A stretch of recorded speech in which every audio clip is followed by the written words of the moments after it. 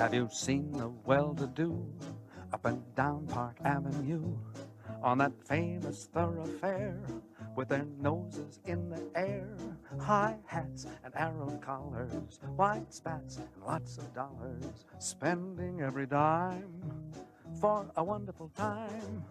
Now if you're blue and you don't know where to go to, why don't you go where fashion sits?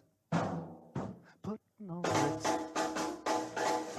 Different types who wear a day coat, pants with stripes and cutaway coat, perfect fits.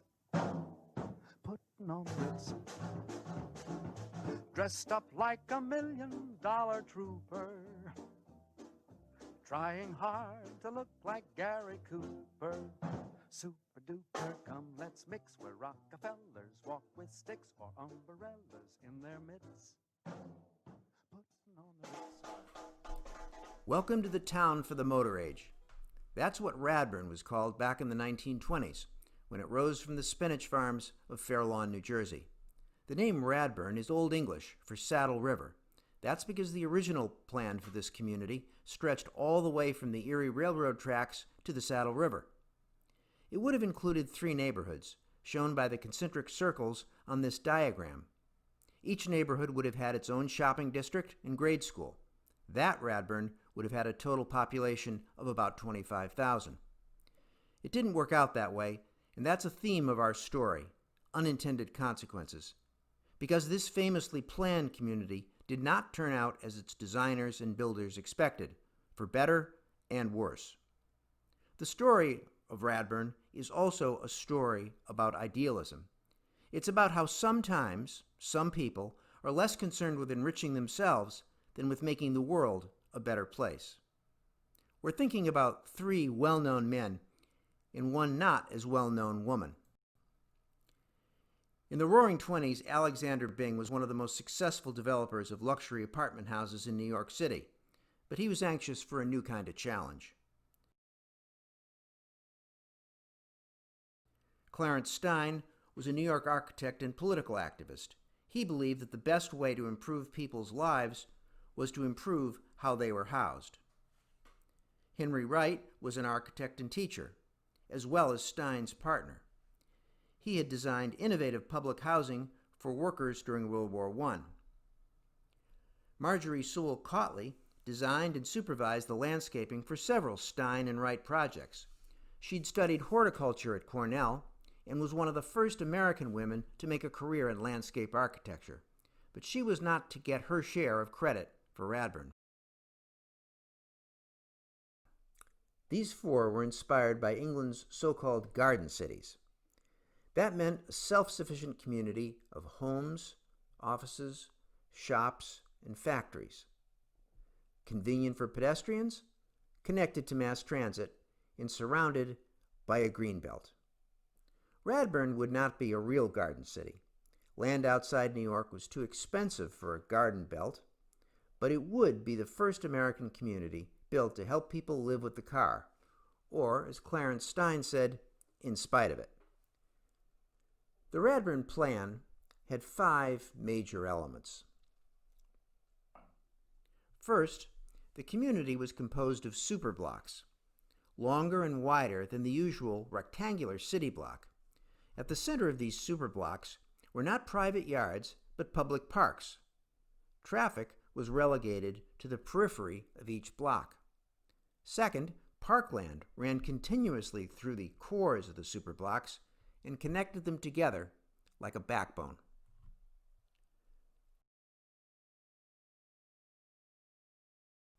Third, the Radburn plan separated vehicles and pedestrians.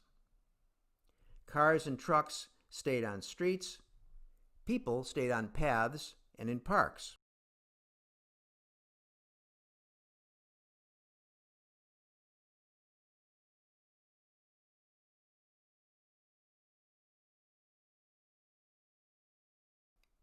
Drivers and walkers, never the twain should meet.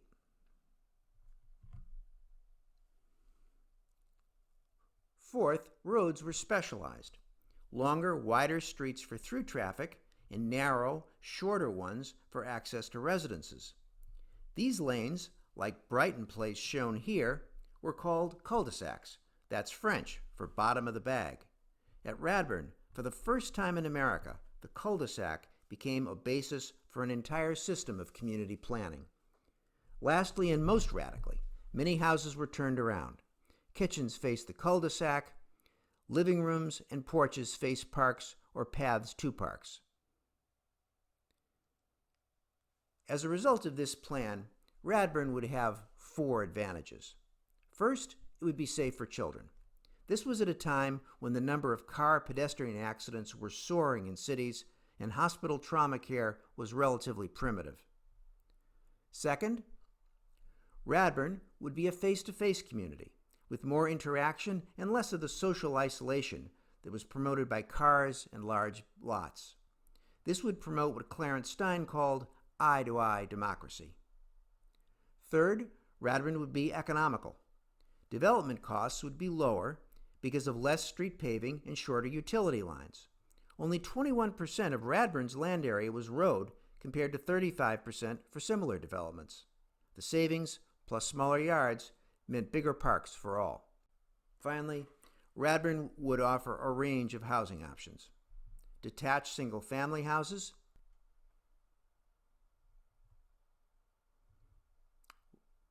attached houses,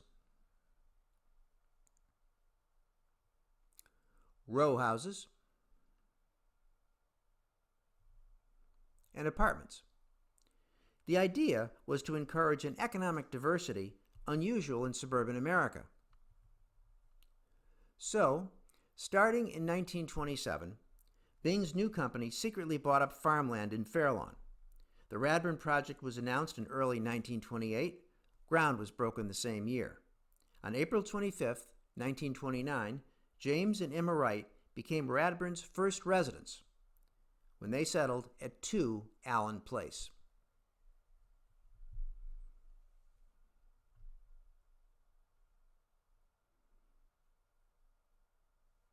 This new town got a lot of publicity.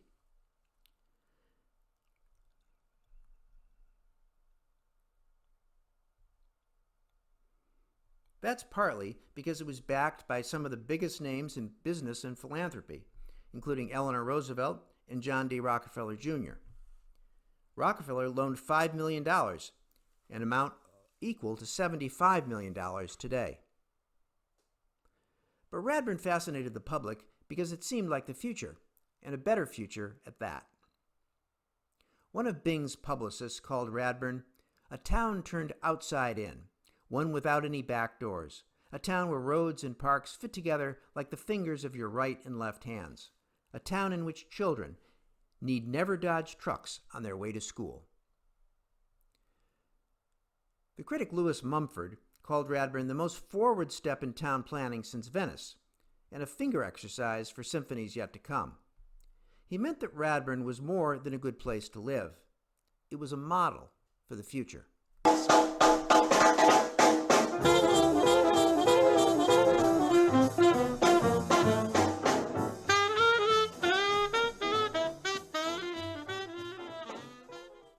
This is the Radburn Plaza building, the commercial heart of the new community. It was within a 10-minute walk of every home. It had shops, offices, and an assembly hall that was used for theatrical productions and church services. It also housed the offices of the Radburn Association, which governed the community. Note the off-street parking. The Plaza building was one of the first shopping centers in America to have it. Also note the clock tower. It's one of 2 symbols of Radburn. The other, even more famous symbol is a tunnel. More about that later. This handsome collegiate Gothic apartment complex was designed by Andrew J. Thomas, a distinguished architect of moderate-income housing. Henry Wright himself lived there with his family. The building's bell tower rang every day at 6 to summon kids home in time for dinner. Beyond this complex, almost hidden from the outside, was the rest of Radburn. Here's Marjorie Sewell Cautley's advice to first-time visitors. It is necessary to leave the street at the entrance to the apartments and to walk along the broad footway between the two apartment buildings to the open park beyond. Here, you will first realize the underlying scheme of the Radburn plan. This is what Cautley was talking about. And here's what she wrote about her own landscape design. It will preserve a part of the beautiful natural growth that is being destroyed so rapidly throughout northern New Jersey. So when Radburn is a city of 25,000, there will still be an echo of the woods and meadows upon which it was built.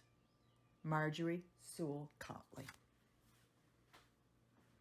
9 decades later, this park would be the best preserved example of her work, with mature oaks, pines, birch, and even a few American elms, just as she planned. But this trailblazing woman faced a turbulent future, and so did Radburn. In the spring of 1929, however, Radburn seemed like a suburban paradise. Young families with children flooded into the new homes. They reveled in amenities that were exceptional at the time, such as pools,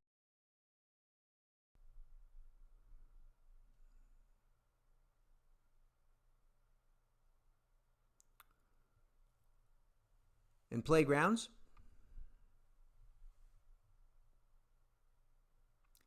as well as a brand new school. Best of all, kids could walk to all these places without crossing a street. That was because of Radburn's second great symbol, a pedestrian tunnel under Howard Avenue. This gave life to Radburn's great claim for itself: safe for children. Radburn's 3 superblocks had 3 interior parks, named B, A, and R. Each was surrounded by a series of cul-de-sacs. The backs of most houses faced a cul-de-sac, just like the one shown here. It handled the motor traffic. The other side of the house faced a park, or a path to a park. This side of the house, which used to be considered the backyard, now became the front. It was the side a visitor was supposed to enter. In fact, some people said Radburn houses had 2 front doors, some said they had 2 back doors, and some said they couldn't tell which door was which. Today, Radburn is famous for its innovative plan. But in 1929, its recreational and social program was equally exceptional.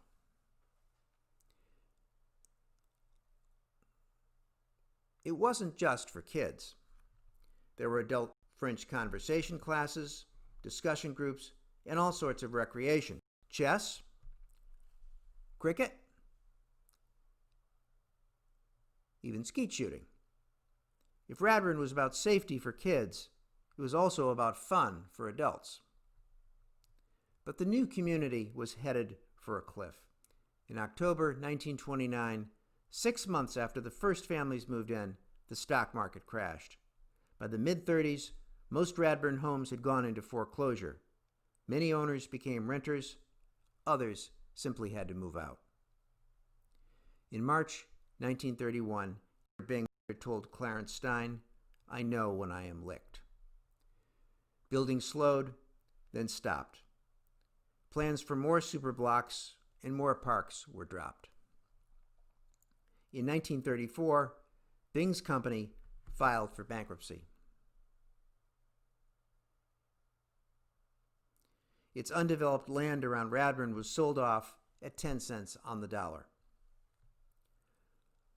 For Radburn's creators, professional disappointment was followed in 1936 by personal tragedy. Cautley suffered what was then called a nervous breakdown. For several years, she was confined to the Greystone State Psychiatric Hospital. This might help explain her relative anonymity in Radburn's history. So might her gender. At any rate, Stein's memoir mentions Cautley only in passing. When she died in 1954, she didn't write an obituary in the New York Times or in the major journal of landscape architecture. In 1936, Henry Wright had just been named head of Columbia's new city planning program, and he just published a book on urban housing. But in the second week of June, Clarence Stein wrote to a friend. Henry Wright died last night. I went out there at once. Eleanor and all the 4 children were there. It was a case of hardening of the arteries that was affecting other organs. It is well that it should happen just now, when Henry was feeling that he was on solid ground, and that he could devote himself to passing on to the younger men that flame of his. Clarence Stein.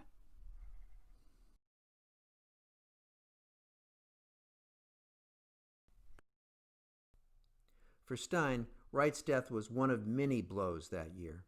Commission after commission slipped away. Business dried up. On November 28, he wrote to his wife that a friend had asked him about the chances of building more projects like Radburn. I found myself saying, I find it difficult to advise people to do so on an investment basis. I thought, is this why there are no dreams? Is it the uncertainty of things, of the future? I have been wondering what has happened to those dreams of mine. Clarence Stein. About a month later, Stein too had a breakdown, probably the result of bipolar disorder.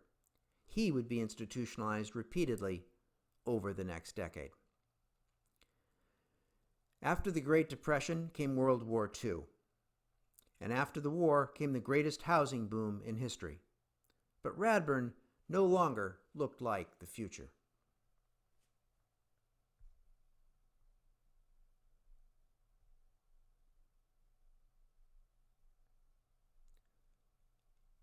Radburn houses and yards seemed small. Parking was tight. Radburn-style development was complicated, and now builders just wanted to put up houses as simply as possible. Much of the land that was to have been Radburn had been sold off. Instead, now it was developed conventionally. Single-family houses, lined up one by one on big lots facing the street. They had no direct access to parks. Pedestrians and cars were not separated.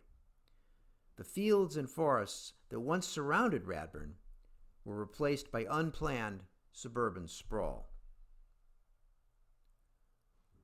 Today, there are still signs of what might have been. Like this dead-end path in the A Park.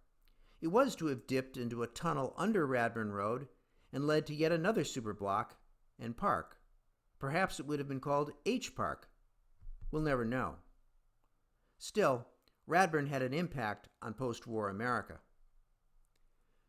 The cul-de-sac became a fundamental unit of suburbia. Garden apartments centered around open greenery spread across the land. And especially in other nations, the work of Stein and Wright was admired and emulated.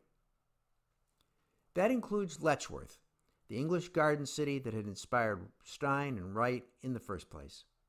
When Letchworth added a new neighborhood in the 1960s, it was called Radburn.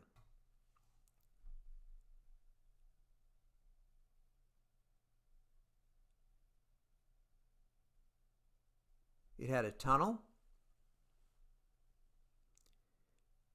and even a Radburn school. Meanwhile, the original Radburn survived, and it thrived. There were always people who got it, who loved it. And finally, toward the end of the 20th century, more Americans began to value this kind of walkable, intimate community. The fact was, Radburn worked.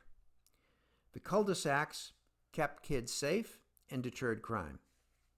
The parks connected neighbors with each other and with nature. It's true that parking is still tight. Some of the yards don't afford much privacy, and it can be confusing for a first-time visitor to find the right door. But Radburn has been vindicated by history. In 1975, it was placed on the National Register of Historic Places, and in 2005 it became one of only about 2,500 National Historic Landmarks designated by the Department of the Interior. Maybe the most important thing about Radburn is what motivated its founders. Byng, Stein, Wright, and Cautley were idealists and visionaries. In Radburn, they saw more than a nice suburb. They saw a better way of life. Lewis Mumford called Radburn a finger exercise for symphonies yet to come. It's a shame more Americans, especially builders and planners, didn't hear that melody. Whenever they do, Radburn is waiting.